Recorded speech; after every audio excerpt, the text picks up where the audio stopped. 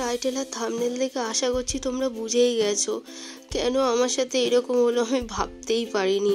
যদি না পুরো ভিডিওটা দেখো তোমরা বুঝতেই পারবে না। আমি সব কিছু তোমাদের সাথে শেয়ার করেছি, অলওয়েজ তোমাদের সাথে শেয়ার করার চেষ্টা করি, কোনো কিছু প্রবলেম হলে যাতে তোমরা কিছু বলতে পারো।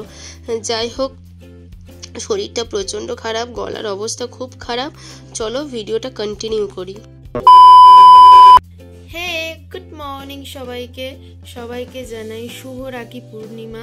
আমি তো উঠে পড়েছি অনেকক্ষণ, উঠে ফ্রেশ হয়ে নিচে চলে এসেছি, কিছু কাজ করে দেন দাদাভাইকে রাখি বেঁধে দেন ওই বাড়িতে চলে যাব। আমার দাদাও ডিউটি চলে যাবে, ওই জন্য তাড়াতাড়ি যেতে হবে। সো চলো ঝটপট কাজগুলো করে নিই। By the way, welcome back to my channel stay with me too. কেমন আছো সবাই? আশা করি সবাই ভালো আছো। আমি তো খুব ভালো আছি। সো শুরু করা যাক। লাইফে তো ড্রামা হ্যাঁ, কাম উইথ মি। একটু প্রাণায়াম করে দেন চলে এসেছি দুব্বো তুলতে। আমাদের দোকানের সামনেই আছে, তুলে নিই। বেশ ফ্রেশ, কি দারুণ লাগছে না, একদম গ্রিন। তাড়াতাড়ি করতে হবে, না হলে দাদা আবার চলে যাবে। স্নান করে চলে এসেছি। প্রথমে যিশু দাদাকে রাখি বাঁধবো, তারপরে দাদাভাইকে বেঁধে দেন যাব।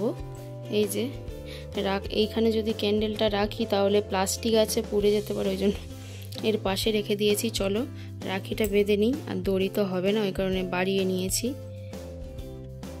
রাখিটা দেখো, আমি সবাইকে এরকম সুন্দর সরু ধরনের রাখি দিয়েছি। খুব জ্যাবরা বড় রাখি ভালো লাগে না আমার, সেই কারণে। চলো বেঁধে নিই। বাঁধা কমপ্লিট হয়ে গেছে। চলো এবার নিচে যাই, গিয়ে দাদাভাইকে বেঁধে দিই, দেন রেডি হয়ে বেরিয়ে পড়ব। একেবারে রেডি হয়ে দেন নিচে যাব। রেডি হয়ে পড়েছি, চলো নিচে যাওয়া যাক। এবার দাদাভাইকে দিয়ে দেন বেরিয়ে পড়ব। সো চলো ব্লগটা দেখতে থাকো আর সঙ্গে থাকো। নিচে এসে সব কিছু গুছিয়ে নিয়েছি, ধান, দুব্বো, ফুল, রাখি, সিঁদুর, মিষ্টি। আর জেঠুদের কনস্ট্রাকশনের কাজ হচ্ছে, যদি ব্যাকগ্রাউন্ডে কিছু সাউন্ড হয় তার জন্য সরি ফর দ্যাট। নিচে এসে মেজমাদের ঘরে ওয়েট করছি, এখানেই দাদাভাইকে রাখি বাঁধবো। পিছনে সব কিছু সরঞ্জাম দেখতেই পাচ্ছ। আর কতক্ষণ ওয়েট করতে হবে জানি না, পেশেন্ট আছে বলে অনেক দেরি হচ্ছে।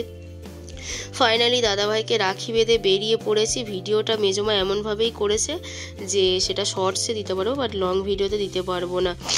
ডেস্টিনেশনের জন্য তো উঠেই পড়েছি, ট্রেনে ওয়েট করছি কখন স্টেশনটা আসবে আর নামবো, আমি যাব। ট্রেন থেকে নেমে হেঁটে হেঁটে যাচ্ছি। বাপি আসবে আনতে, ফোন করেছিলাম। বৃষ্টিটা শুরু হয়ে গেছে, ঝিরঝিরি হচ্ছে, বাট এই বৃষ্টিতে ভিজলে প্রচণ্ড মাথা যন্ত্রণা করে। স্নান হয়ে গেছে যেহেতু।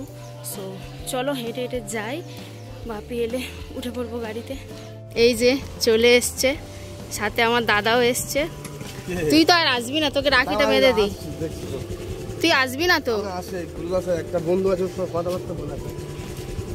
ও তাহলে আর রাখি মাঝি না, বাড়িতে গিয়ে মাছ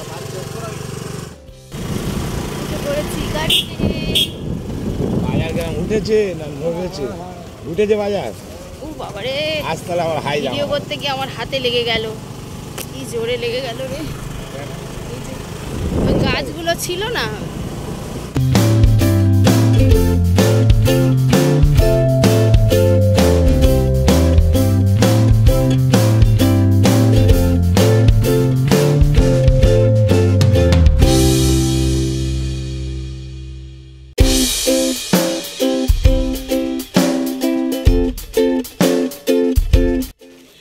ফাইনালি পৌঁছে গেছি।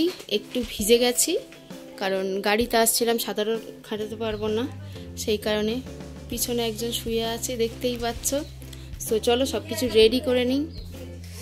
রেডি করে রাখিটা বেঁধে নিই, খিদে পাচ্ছে। সো ব্লগটা দেখতে থাকো আর সঙ্গে থাকো। এসে আর কিছু চেঞ্জ করিনি, সব কিছু গুছিয়ে নিয়েছি। দেখতেই পাচ্ছ বাপিকে মিষ্টি আনতে বলেছে, এই লাল লাল ছোট ছোট মিষ্টি এনেছে। বলে সেই রকম দোকান বন্ধ হয়ে গেছিলো, অনেকটাই লেট হয়ে গেছিলো, ওনার কাজ ছিল বলে। যাই হোক, এই যে আমার ছোট্ট পিচ্চি ভাই, মাসি কাকুর ছেলে, মানে মাসিকে মাসি বলি, কাকুকে কাকু বলি। যাই হোক, যেটা বলছিলাম তোমাদের, চলো ওকে রাখিটা বাঁধি। ওকে যখন প্রণাম করতে বললাম, ও তো আমাকে প্রণাম করেছে। বাট আমার বোনকে যখন প্রণাম করতে বলেছে, বলে না আমি ওকে করবো না, ও আমাকে মারে, ফোন দেয় না। যাই হোক, এখন মনে হচ্ছে যদি নিজের একটা ভাই থাকতো খুব ভালো হতো। এরাও আমার নিজেরই ভাই, এটা আমার কাকুর ছেলে। সবাই একসাথে আসছে না, এক এক করে আসছে, অনেক দেরি দেরি করে আসছে, খিদেও পেয়েছে, ভাল লাগছে না যেন, আর কি করব। যাই হোক, তোমরা চ্যানেলে গিয়ে আমার বার্থডে ভ্লগটা চেক আউট করতে ভুলো না, লং ভ্লগ। বার্থডে হচ্ছে 25th বার্থডে ছিল আমার, বেশ ইন্টারেস্টিং ছিল। আর কি কি গিফট দিল আমার বাবা মা আমাকে, সেটা তোমরা দেখতেই পাবে। ময়ূকও আমাকে অনেক বড় গিফট দেবে। যাই হোক, চলো ভ্লগটা এখানেই এন্ড করছি। যদি ভালো লেগে থাকে তাহলে like, comment, share and subscribe করে দিও। দেখা হচ্ছে নেক্সট ভ্লগে। ততক্ষণ চলো ভালো থেকো, সুস্থ থেকো, টাটা, বাই।